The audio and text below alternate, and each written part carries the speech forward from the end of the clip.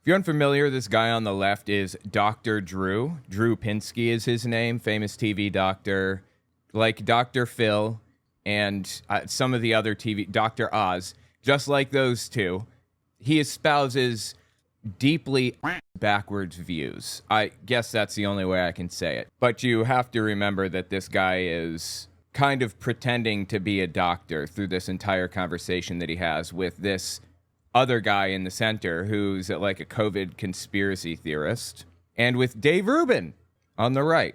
So anyway, let's give this a listen, see what they have to say to each other. Bound to be psychotic.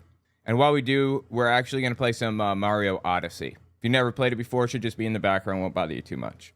This is not part one. If you didn't see the other, don't sweat it. I'll give context if it's missing. In this part, Dave Rubin is talking to Dr. Drew, quote unquote, Drew Pinsky is what I'm going to call him. He's talking to Drew Pinsky about how evil Dr. Fauci is. It's insane. These people live in another reality. Seriously. All right, let's give this a listen. You have a bit of a checkered history with Fauci, or how do you want to describe it? You have a back and forth with him, let's say. Over no, the years, I was a deep admirer. I don't know if you were. I was a deep admirer. And the reason I got involved in radio is because he was telling young physicians, you got to educate about this thing. He was really saying, you got to scare people is what he was saying. Right. Wow, dude. So Fauci was telling people that they should be taking this seriously. On Dr. Drew's program, he was saying this. And Drew is unhappy with that now, I guess. And I didn't recognize it as that, but in retrospect, that's what that was. But think about it. The guy in... So stupid. I believe it was May of 2020, sent an email to a friend saying that masks don't work. You don't have to wear masks when you go to Mexico on vacation, and your kids don't have to wear them. And then within days, he's out there giving a press conference to continue the school closures and to wear masks. Look, COVID was a difficult time for everybody, and we were all feeling our way in the dark. I don't know if you remember this, but it's honestly embarrassing and sad that people have decided to rewrite history about it.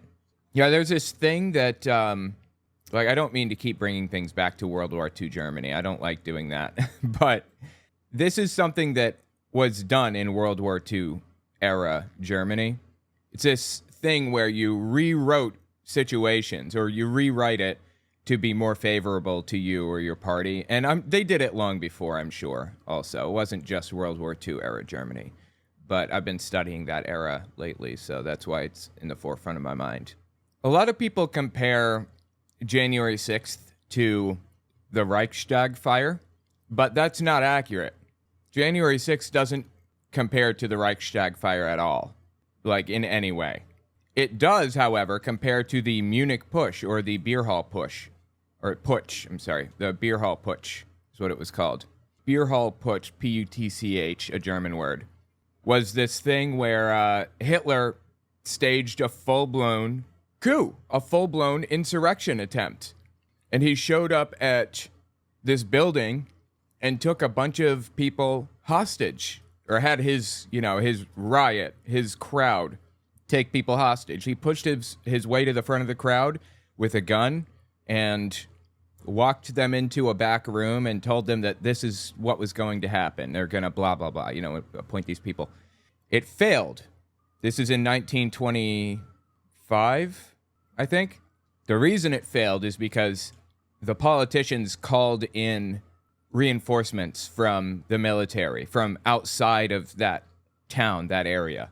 If he had cut communications and prevented anybody from speaking to any of the politicians or whatever, if he had prevented the politicians from communicating with the military, it probably would have worked. There are a number of things that he could have done differently that would have worked.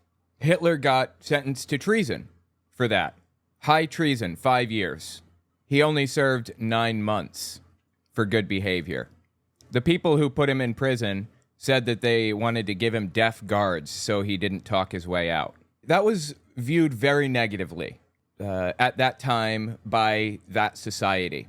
Him trying to stage a coup attempt and commit an insurrection was it was a bad look, as was January 6th.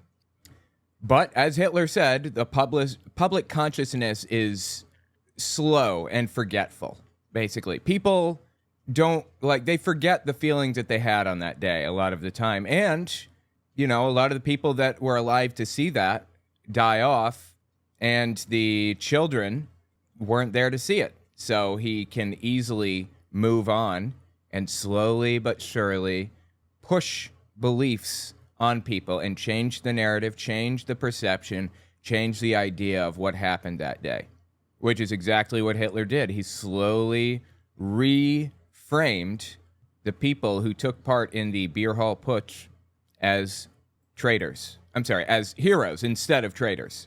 Does that sound familiar? I'm not saying like Trump is copying him or anything. I'm just saying we've seen this kind of thing copied in history before, and it was probably copied by Hitler from somebody else, honestly. Who knows? It's just a very similar tale throughout history. Wait for the public consciousness to die down. Wait for it to leave public consciousness so they don't really care, they're not paying attention, and then gradually rewrite it. Have your people come in and write little articles, op-eds that are really inflammatory, maybe, and terrible, but you know what? It's putting the thoughts in people's heads slowly. That's what we're watching happen with Dr. Drew, with Drew Pinsky here, and Dave Rubin. They're slowly rewriting history with COVID to be something that it's not. To be about them as persecuted people rather than the world trying to fight a brand new illness that we didn't fully understand yet. And you know what? The people who remember COVID, I mean, it wasn't that long ago, but there are going to be fewer and fewer as the years go on. There are already fewer people today that remember COVID than there were 2 years ago. So the point is, they're going to get away with it if they continue propagandizing like this. Oh my God, I can't believe I did that. I just killed all my Goombas. Sadly, we don't care. Like, I don't, no one is out there trying to set the record straight, as if we even remember it that clearly, right? But they have a very clear recollection of their rewrite of history, of their interpretation, or not a clear recollection, but a clear interpretation, a clear idea of what they want to communicate, I guess you could say. That's what we're watching happen. Quick interjection, this won't take long, I promise. I'd appreciate it if you watched to the end of the video, or at least a couple extra seconds, because YouTube bases its algorithm off of watch time. The more watch time a video has, the further the video will go. Also, take a look at my website, owenmorgan.com. I'm selling my book, Understanding Jehovah's Witnesses, 400 pages, and my second book, 100 Questions for Jehovah's Witnesses, which is about 80 pages. And you can find them both there on the website. Audio form, ebook form, whatever. It's about my experiences within the religion and the history of the religion generally. The 100 questions are intended to challenge your religious leader, so I'd appreciate it if you give it a read. Okay, back to the video. Have to wear masks when you go to Mexico on vacation, and your kids don't have to wear them. And then within days, he's out there giving a press conference to continue the school closures and to wear masks. These people, now he retired and he's still getting his $400,000 a year salary. Bear in mind, this is propagandistic framing. All of this is either made up or completely misrepresents the situation. Completely.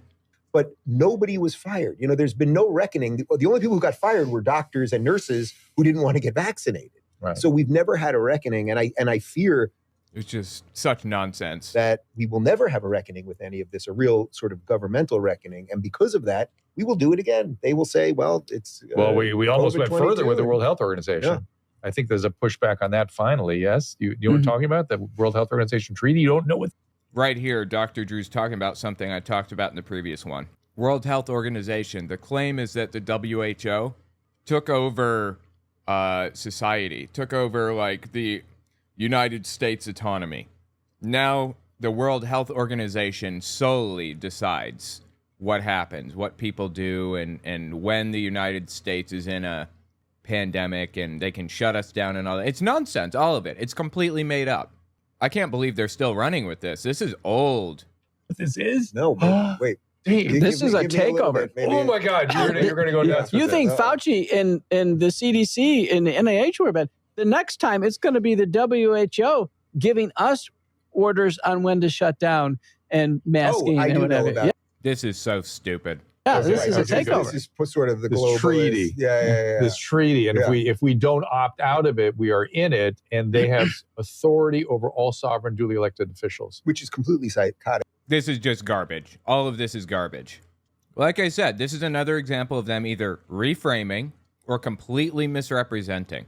This is not an accurate representation of the world in any way. And antithetical, actually. It's like something out of a bad science fiction movie. Yeah. Right. You know, if you're saying that to yourself, maybe rethink what you're saying.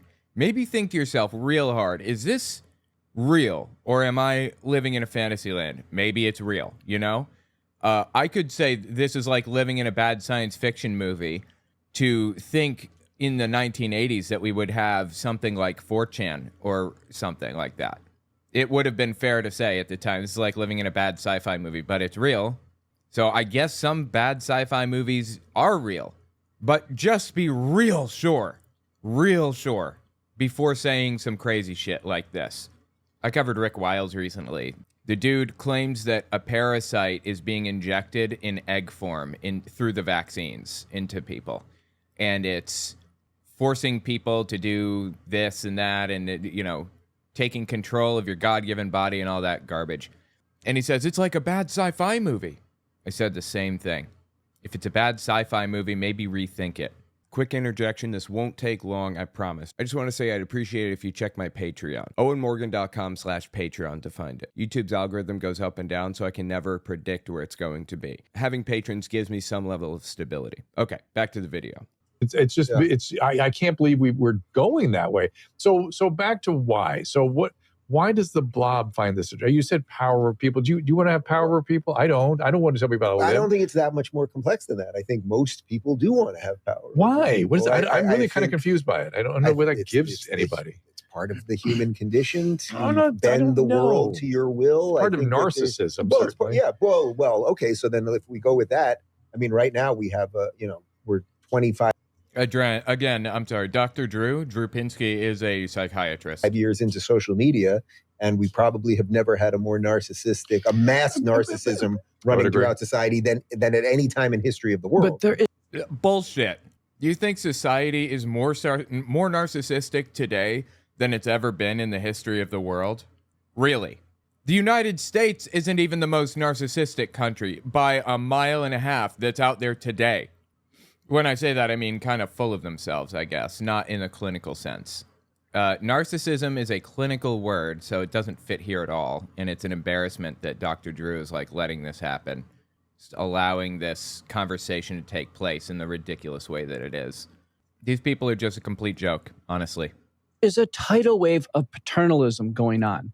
Did you listen to the comments from Sotomayor and Ketanji Brown at the Supreme Ketanji Brown Jackson? You forget her last name? Court, Missouri versus Biden. Did you hear these comments? I did. The comments, Dave, the comments basically said this. Listen, the government needs to... Yeah. How's the government going to be a big daddy? Yeah, the government needs to basically... Oh, please don't say that. That is the most disturbing phrase I've ever heard in my entire life. Listen. The government needs to... Yeah. How's the government going to be a big daddy? Yeah. The government... Don't do that. Don't. Nobody. I played it again so everybody is fully aware that that's not an acceptable thing. Don't say it. It's just cringy. The government needs to basically curate this. Mm-hmm. We need to curate what Americans hear. And it was... Okay. I doubt it. This is one example of something that I'm unfamiliar with, but... You know, the World Health Organization thing that they said is a really good example in its own right of a problem that exists. These people can bust out the craziest shit. They can talk about this problem that exists on these papers from this year. I mean, this is 2 years old. The only reason I know about it is because I follow Greg Locke. And I was listening to some random video of his on here with you guys. Hearing Greg Locke say the things that he said about the WHO gave me a little bit of context and information, like knowledge about what this conspiracy theory is about. And now we're listening 2 years later to these people bring it up. If I hadn't heard that from Greg Locke, how would I know what they're talking about? This is a good example right here. I don't know what this is about. How's the government going to be a big daddy? Yeah, the government needs to basically curate this. We need to curate what Americans hear. And it was really specifically about doctors. I mean, a lot of this, the amicus curiae. Yeah, I don't believe that for a second. I'm sorry. Like, this guy is just completely uncredible as a person. Briefs that have been filed. We're going to have Aaron Cariati. Have you interviewed him yet? Yeah, you have to. He's a plaintiff. Yeah. I've known Aaron for a while, but Aaron Cariati. I don't know who he is. I'm unfamiliar. he's going to be on this show in a week or so. Oh, good. Dates up soon. But keep going. Sorry. Yeah, I mean, the point is, it wasn't as if the Supreme Court was saying, gosh, we're disturbed about what we hear about the government inside Twitter and Meta and what have you. It's not like there was a visceral disturbance of that our fundamental rights are being infringed upon. There was actually a concern that, listen, this is needed. We need paternalism now. Right. Well, I think partly to Yeah, this is just complete garbage. answer your question about the blob just sort of moves until enough people push back. There's entropy to just pushing people as far as they can be pushed. So for That's true. Sure. Yeah. We see that as an example from Republicans all the time. example, we knew 2.5 years ago when Jen Psaki, who was White House press secretary at the time, she said, we're flagging posts for Facebook. That was Well, okay. Oh my God. The misrepresentation here is insane. Another example. This is not what happened. This is not an accurate representation of reality at all. It was about the Twitter files, I think. And she was asked, like, is Biden interfering with free speech on social media or something? And she said, we're flagging posts just like anybody else, but we're not, like, using some secretive back door or something to force to. We don't have a back door that allows us to manually delete posts we don't like or something. We're just, like, flagging stuff ourselves, just like everyone. That turned into something completely different, of course. So, for example, we knew 2.5 years ago when Jen Psaki, who was White House press secretary at the time, she said, we're flagging posts for Facebook. That was the Biden administration admitting they were violating the First Amendment rights of citizens. What, the Biden administration, as like a Twitter account, isn't allowed to like report a tweet that might violate Twitter's community services or what, like community guidelines, like everyone else? What the hell is happening? He knows, right? Dave Rubin knows. He must know that he's completely full of shit here. He must know that this is a misrepresentation and a lie. This has taken on a new life. It's such an obscene misrepresentation that it is no longer misrepresentation. It is in life form now, I think. Social media does fuel narcissism. That could be, but the U.S. is not the most narcissistic country by any stretch of the imagination at all. I mean, I'm just thinking about, like, Russia is very imperialistic and very obsessed with taking power at any cost. And why? Because they believe that they're the most qualified to hold it, of course. Now, the U.S. government is pretty bad about that. And there are a lot of people in the U.S. that are like that, but not the majority by any stretch. I'm just thinking about, like, how people thought and acted in old nationalist systems. Like, hell, there's a very nationalist belief system or a very nationalist sentiment in Israel right now. They believe that they're most qualified to handle any situation and that they have the right, they deserve the land that they're trying to take, and they're the best and nobody better, and they should do everything, and so on and so forth. So anyway, the point is that there are tons of nationalistic countries out there, and nationalistic countries are, by definition, full of themselves. Nationalism is a system in which people believe that they are the best, the most qualified to handle any situation, whatever it happens to be. Their government is the only government that has a claim to authority, technically, is part of the definition. And any other government, say Germany, World War II, was very nationalistic. Any other government that exists, like the French government, for example, has no right to authority, and Germany has a right to take them over for that reason. With Israel, they believe that they have a claim to the area, and nobody else does. They are best suited to control the area in a governmental way, and everybody else needs to get out or die. That was the same idea with Germany. Be controlled, get out, or die. Anyway, that's a narcissistic society. Germany did not have any moderate, non-nationalistic parties, basically, by the end of it, or a bit near the end of it at least. Every party in the German system was insane, had drunk the Kool-Aid. Not even by the end of it either. Not even by the time Nazis had taken over. Before that, by 1923, Nazis didn't take over until 33. So, I don't know, 4 years into the Weimar Republic's reign, the government that came before Hitler, it was a democracy very similar to America's, almost identical in many ways. And they were still nationalistic extremists. So anyway, social media creates narcissism. It breeds it. But nationalism breeds narcissism like nothing that we've ever seen. It's insane. Anyway, yeah, let's keep listening to Dave Rubin propagandize and lie about shit. At the time, she said we're flagging posts for Facebook. That was the Biden administration admitting they were violating the First Amendment rights of citizens. Just complete bullshit. When Jim Jordan first Elon. Again, if I wasn't familiar with the situation, if I wasn't aware of what actually happened for real, did I get this moon? I feel like I didn't get the moon, but I don't see it anywhere. Anyway, if I was unfamiliar with this situation, how would I know what he's talking about or whether he was full of it or not? They're just bringing up thing after thing after thing, a fire hose of falsehoods, a propaganda technique. Just lie after lie after lie. This isn't technically a fire hose of falsehoods. This is what one would call a Gish Gallop, I guess. That's a debate technique rather than a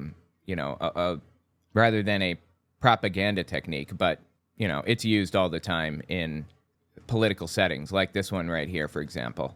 They are twisting it around and lying about it, and they just, anything that they can come up with.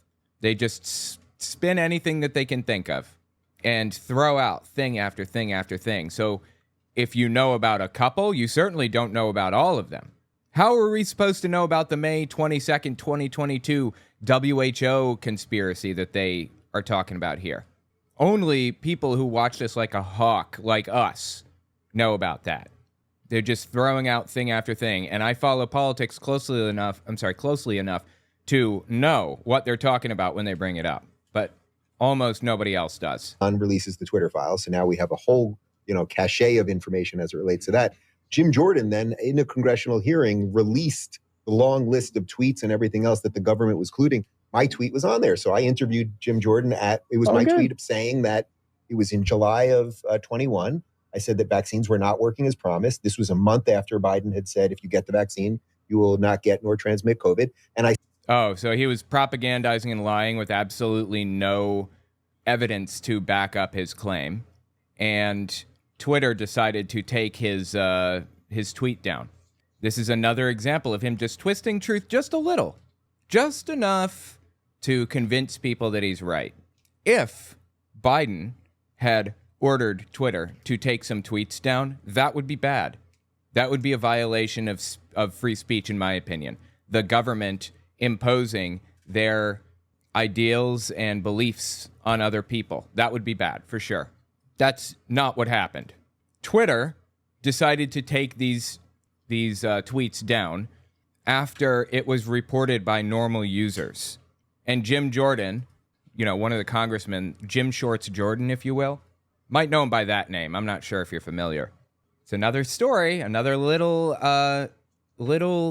avenue we could go down. Jim Shorts Jordan, he covered up or at least ignored the sexual abuse of a bunch of students in one of his schools or whatever. The gym teacher was abusing them and he ignored it. He knew and he ignored it. Sorry, my kid feels sick apparently, allegedly. Not even convinced of that. Anyway, Jim Shorts Jordan was propagandizing from I think he's in the House, right? House of Representatives. From the House of Representatives, he was propagandizing, and people believed him. So I have this nickname, Jim Shorts Jordan, but I guess some people, like KJ Doglove, has a different name, a nickname. He prefers rape enabler Jordan. Okay, fair enough. Yeah, I suppose so. Yeah, I'll get on board with that one. Working as promised. This was a month after Biden had said, if you get the vaccine, you will not get nor transmit COVID. And I said, I guarantee. That is not an accurate representation of the situation. To you, they're prepping us for boosters and mandates, which happened that fall. It was obvious. Prepping us for boosters and mandates. No, mandates didn't happen. There was never a vaccine mandate. Anyway, so that tweet was taken down by the old regime at Twitter. Jim Jordan showed me that it's in these files. See, he gets off on like these side quests where he's completely like everything that he's saying is fabricated. And he just lies about thing after thing after thing. It's insane. As Sam Harris says, not that I'm a fan of Sam Harris or anything. I think he's kind of interesting. But as Sam Harris says, conspiracy theorists light 10 little fires and it takes you 2 hours to put them out when it took them 10 seconds to start them. That's why platforming conspiracy theorists should be done responsibly. It shouldn't be done willy-nilly. You shouldn't just walk into a situation. In this case, I'm walking into this, but we're stopping every 15 seconds to put these fires out. It's an arduous process sometimes and difficult to look these things up, to figure out exactly what they're lying about. But it's important and it's valuable too. I wouldn't have known about some of these conspiracies if I hadn't looked up years ago, 2 years ago. And pull it out of my memory like the fucking Rain Man or something over here, remembering this shit like the back of my hand from 2 years ago. One video clip I clipped out 2 years ago and never played again. I pulled that shit out after they brought this up. I feel like there aren't many people who could responsibly platform this stuff, responsibly talk about this stuff without lending credence to these conspiracies because you don't know any better. And then I interviewed him at the Capitol, and I said, well, what is your recourse? If the government violates your First Amendment, it seems like there would be some sort of recourse. There's no recourse. Yes, there is. You can sue the government if you've been wronged. You can sue anybody. This is the nation of lawsuits, which is good, in my opinion. You should be able to seek remedy for your mistreatment or for the problems that you've faced, for whatever. It's good that we are allowed to be made whole, if you will. Unfortunately, there's a concept called standing and there's a concept called mootness, and I'm honestly not sure how I feel about either of them. My wife's in law school, and she's a traditionalist in the sense, only in this sense, that she thinks mootness and standing are valuable and important and good. I don't. I think that we should take another look at them. We should rethink the system a little. If you're being wronged, say, like American Atheist at one point, I think, was working on a case with license plates. The state had "In God We Trust" on their license plates. And that was imposing religion on people. That was the government forcing speech on people. So they sued the state to get them to take it off the license plates or give an alternative. And the states just created an alternative almost immediately after that you could request. Almost as soon as the lawsuit was filed, I think. And it took a while to take effect, but eventually that alternative came out. And then it was a moot point. It didn't matter. So the lawsuit was nullified. It couldn't go forward anymore because of the concept of mootness. I think that's stupid. We should still be able to resolve the question, I think, but I don't know. That's just me. That's a sensitive subject with a lot of law people, law students and lawyers and stuff. So be careful while you bring that up. Anyway, all right, let's keep listening. And then I interviewed him at the Capitol, and I said, well, what is your recourse? If the government violates your First Amendment, it seems like there would be some sort of recourse. There is recourse for that. Mootness doesn't apply. Standing applies here, of course, but mootness doesn't apply here. There's no recourse. Maybe you could get a letter from somebody saying, if you've been wronged, you can be compensated, or you can force the government into compensation of some sort, into not doing something anymore. And the government has to pay a penalty, a fine of some sort for doing this thing or that thing. Sorry, but you can't sue the government. You don't. Yeah, what? You can't sue the government? What the fuck are you talking about? What do you mean you can't sue the government? Of course you can. This is the country of lawsuits, baby. That's what we're all about here. Yes, you can sue the government. People do it all the time. That's basically the entire field of law. You can't get the janitor at the Capitol to just apologize to you or a handshake. There's no recourse. Well, I mean, yes, there is. What are you going on about right now? Aaron Kheriaty took it to the Supreme Court. Right? So I'd have to know the specifics of his. We had something. Maybe he got fired. He got fired. So then there's some legal recourse you can maybe have with. Yeah. God, he's so full of shit. Dr. Drew just gave an example of a way in which Dave Rubin is completely full of shit. And Dave Rubin was like, oh, okay, well, in that case, I guess you can sue the government. This is so stupid, dude. Seriously. Your organization or something else. But you as a private citizen, if they just... You can't just...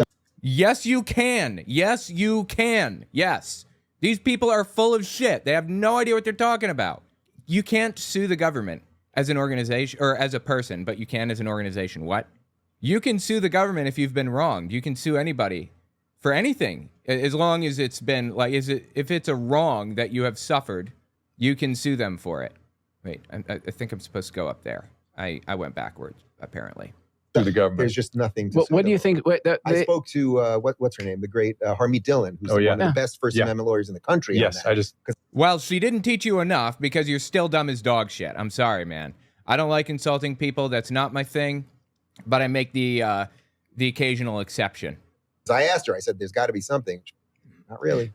Well, she was full of it then. So we're a few weeks away. Literally, my wife isn't even a lawyer yet. She's in law school. And I haven't even gone to law school. And I know this stuff. You cannot tell me Harmeet Dillon, this far-right nutcase, didn't know that you can sue the government. Like, what?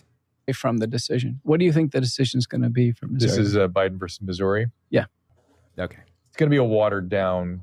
It's going to be. I think it's going to go the way of the plaintiffs, but kind of watered down. That's what I'm afraid of. I predict it's actually going to go the other way. It's going to go for Biden. It's going to say, sorry, these public health emergencies are too big. Problem. Yes. Yeah, it's too big. We have to curate this. Fiat. Yeah, I mean, there are some public health emergencies that are too big. Absolutely. The thing is, one of the big problems with different systems of governance, I guess you could say, the problem with some of these systems is sometimes the leader of the political system or the legal system, the leader of the political system, like the president, sometimes the president should have the ability to enforce law immediately, like now, because something is happening that's very important that it's addressed quickly, right? Especially with like the military and a billion other different things. Sometimes it's important that we have that, but that was what gave Hitler the ability to do what he did in World War II, the Enabling Act of 1930. Wait, Alexa, when was the Enabling Act passed in Germany? Yeah, 1933. That's what I thought. The Enabling Act of 1933. That's what I was going to say. Anyway, the Enabling Act of 1933 gave Hitler the ability to do anything. Well, it gave people emergency powers. It gave, they violated the spirit of the Constitution by doing that, but they also violated the law in the Constitution. It wasn't just the spirit. You know, people recognize that this is something that happens when democracy is not respected. So it is disturbing to know that people are like, they have absolute power in situations. That's scary. You know, Justin Trudeau had absolute power in the trucker protests from forever ago, and he gave it up. That's the thing. People have to be willing to give it up, and they will if they respect democracy. It's just important to give this stuff up eventually. That being said, every president throughout history has given the presidency more power than it had before that president existed. Well, at least in modern history, unfortunately. So I get their like hesitance, their fear around what what's the word, around emergency powers, around absolute law, absolute authority or whatever. That it's fair. That's fair. But there are some situations like COVID, for example, that people probably should have emergency powers for. Authority Right. in a so-called emergency. That's the problem. That needs to be somehow adjusted. You can't just adjust it. The leader of the country must have some kind of authority, some kind of emergency powers. There's just no way to operate without that in place. Right. Because they had to have complete fiat. I mean, you can have checks on that emergency power, like judicial review. That's very important for a democracy. That you have judicial review or just any other checks on power. You have to have those checks. But you also have to have the power.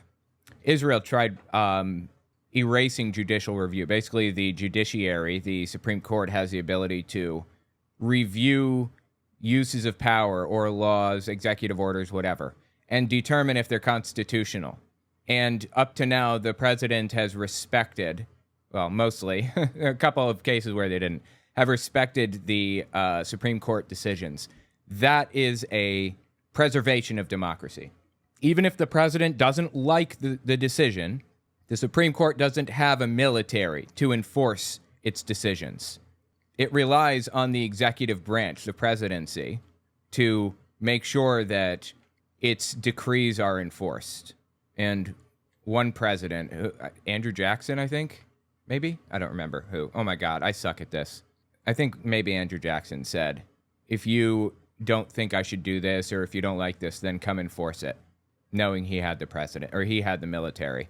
That is not an example of a respect for democracy. Israel recently tried to erase judicial review. I don't think that it worked. I think that it failed. I'm trying to remember. It was a while back when this challenge started, and it was Netanyahu that started it. And I think it just failed recently. We have to curate this. Fiat authority in a so-called emergency. That's the problem. Fiat authority. That needs to be. What he's saying is authority that only has power because you believe it has power. That's what he means when he says that.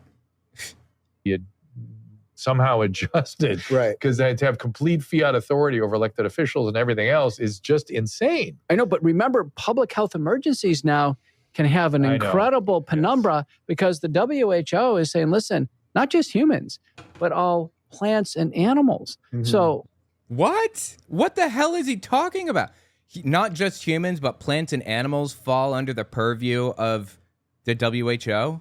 What are you going on about right now? Wait a minute. That means a climate crisis is a public health crisis. And it means a livestock issue, avian influenza. I mean, we literally could be in a public health crisis perpetually. Yeah.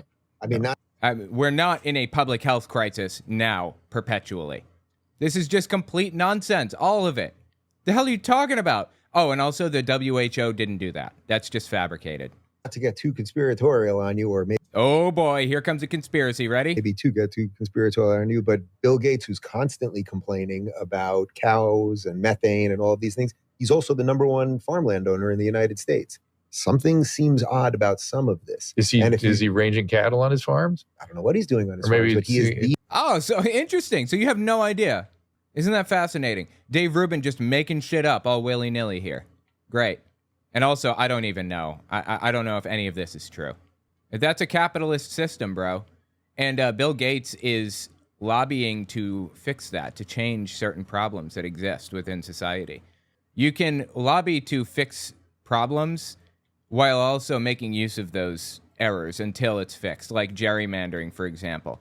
The thing where you can change the shape of districts to your favor to make it more beneficial to you and your party, so that instead of having, the 3 Republican votes and 2 Democrat votes, you have 3 Democrat votes and 2 Republican votes. Gerrymandering is bad, but we have no choice but to use that system until we can get out of it. Unfortunately, I don't know that there's a political will to get out of gerrymandering at the moment, but it's just an example. It gives them Gaviscon so they don't burp. He is the #1 landowner in the United States right now. I thought that was Ted, the hell's his name? Ted, I want to say Ted Bundy. That's not it. Owns TBS? Ted Turner. That, you know what? Yeah, he owns Warner Bros. And Discovery, apparently. Who owns the most land in the U.S.? The Emerson family owns and operates Sierra Pacific Industries, one of the largest lumber producers in the country. Oh, so Dave Rubin just lied here, then, is what I'm picking up. He just fabricated information, right? Things seems odd about some of this. Is he ranging cattle on his farms? I don't know what he's doing on his Or maybe farms, but he is the number. Gives them Gaviscon. So not only does he not own more land than anyone else in the country, but he doesn't even know if he's ranging cattle on his farms. Just making shit up. He is the number one landowner in the United States right now. Wow. Used to be, what's his name from CNN? Used to be Ted Turner. Was it? Yes, it did. Apparently it's not anymore. They probably had all those buffalo, yeah. Interesting. Yeah. Hey, Susan, are you watching Restream? Yes. Any questions coming up there? Well, they're very much Okay, we discussed that, but I'm willing to discuss it again, which was we talked about how repeated vaccines may increase decrease immune surveillance. Right. I published a Substack on this on Courageous Discourse. 1984, Sutherland and Baylor published a paper that said, listen, if some external toxin or something else that gets into our body, if it's really going to cause cancer, it has to work by multiple mechanisms, not just one mechanism. Okay. Has this study been retracted? Is this still valid? I don't know. I'm not sure. Is he making the study up? Because sitting here listening to these people, Dave Rubin, Drew Pinsky, and Peter McCullough is this other guy's name, listening to them has shown me, if nothing else, that they're not above just making shit up completely, just making it up right off the top of their heads, seemingly. Multiple mechanisms. We have a cleanup system in our body. Right. So we have redundancy. Yeah. Right. So we can, one little thing, we can handle it. But you get two or three things at once, we could form a cancer. So a paper from University of Oregon. Well, you need promoters and you need mutators, to my knowledge, which are two different types of substances. And unfortunately, alcohol and cigarettes you have a mutator and a promoter there. I don't remember which is which, but if you smoke and drink simultaneously, it's really bad for you. Really bad. You increase your risk of cancer like dramatically. You don't want to do that. Just like if you're going to smoke, do it when you're not drinking. Anyway, the point is, I guess in that sense, you have multiple substances that cause cancer or whatever you call it. Multiple whatevers. Cells or multiple, I don't know. I have no idea. I have no idea what the word is here. Anguis and Bustos, published last year, said, look at these messenger RNA vaccines. Why is he saying that? It's mRNA, okay? Messenger RNA almost certainly impairs DNA repair. So that's mechanism number one.